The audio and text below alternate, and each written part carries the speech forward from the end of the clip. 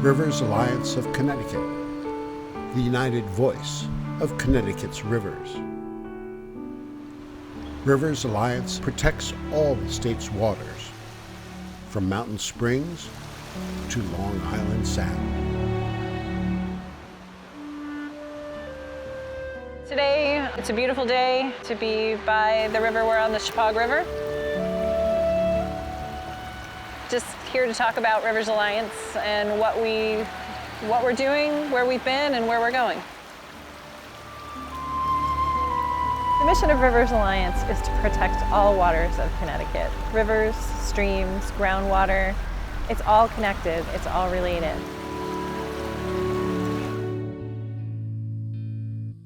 In the not-so-distant past, American rivers were horribly polluted. The main threats were industrial waste and sewage. People who are my age remember when rivers were too polluted to swim in.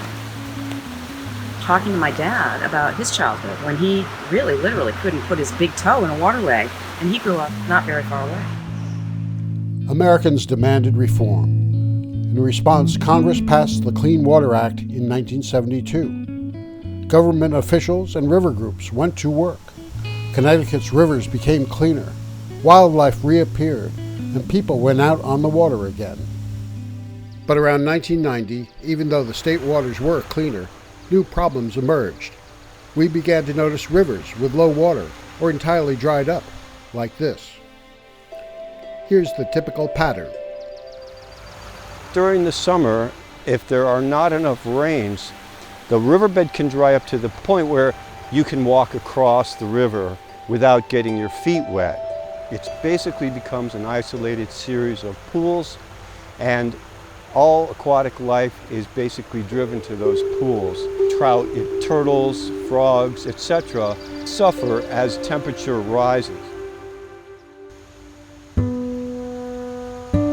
Climate change was changing rivers. River flows were lower and warmer. Oxygen levels were lower. Native aquatic species were suffering or disappearing. Algae, pond scum, and bacteria flourished.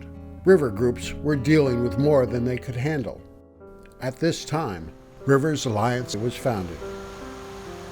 About 25 years ago, we brought together people who just love rivers for a variety of different reasons, and we pounded out an agreement where we would formally join together, raise some money, hire a person, and bring our unified voice to Hartford every day, so nothing could fall through the cracks, and we would, we hope, have power that we didn't have individually. And that's what happened. With a program of education, advocacy, and help to local groups and individuals, the new alliance, working with partners and the public, developed a strong record of accomplishments, including State Watershed Network, aquifer protections, grants to watershed groups, ban on MTBE in gasoline, stream flow protection for reservoir rivers, Water Trails website, State Water Plan. Rivers Alliance is the only statewide organization that works solely on water issues here at the state capitol. We work on policy issues to protect stream flows, to protect water quality, to protect water quantity. All of these things are very important.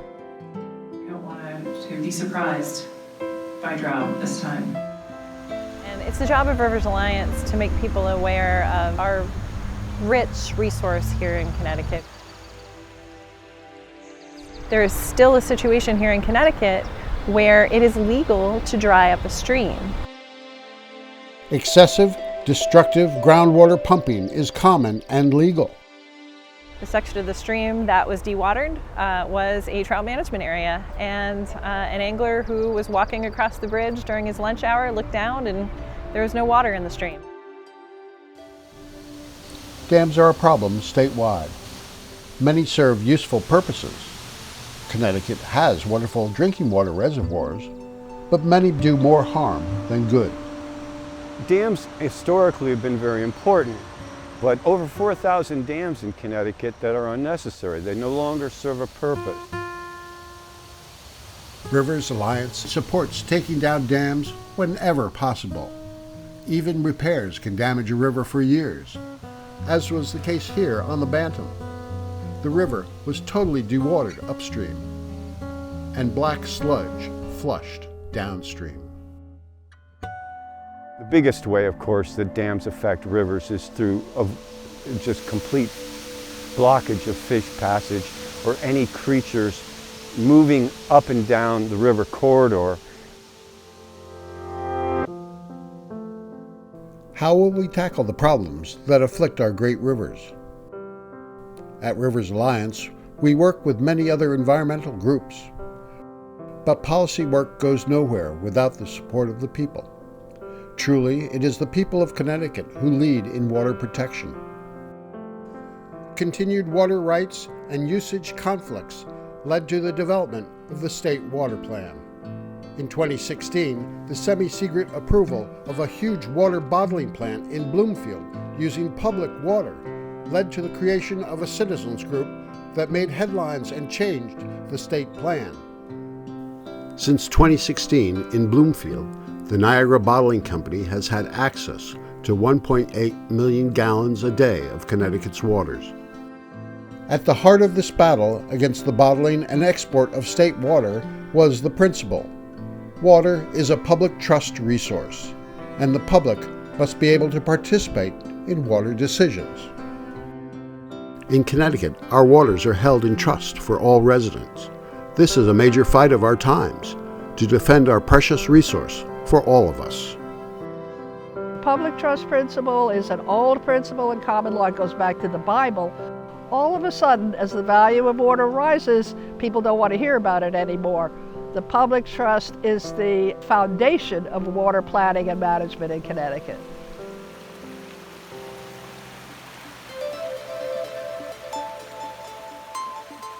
Rivers, by their just gentle beauty, they're always moving, they're always singing. The sound that they make is always soothing. That river can't fight for itself.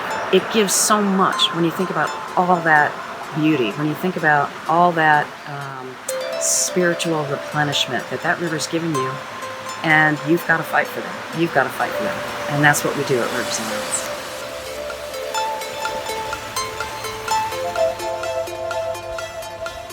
And we're ready to keep working to fix the problems that we're seeing in Connecticut.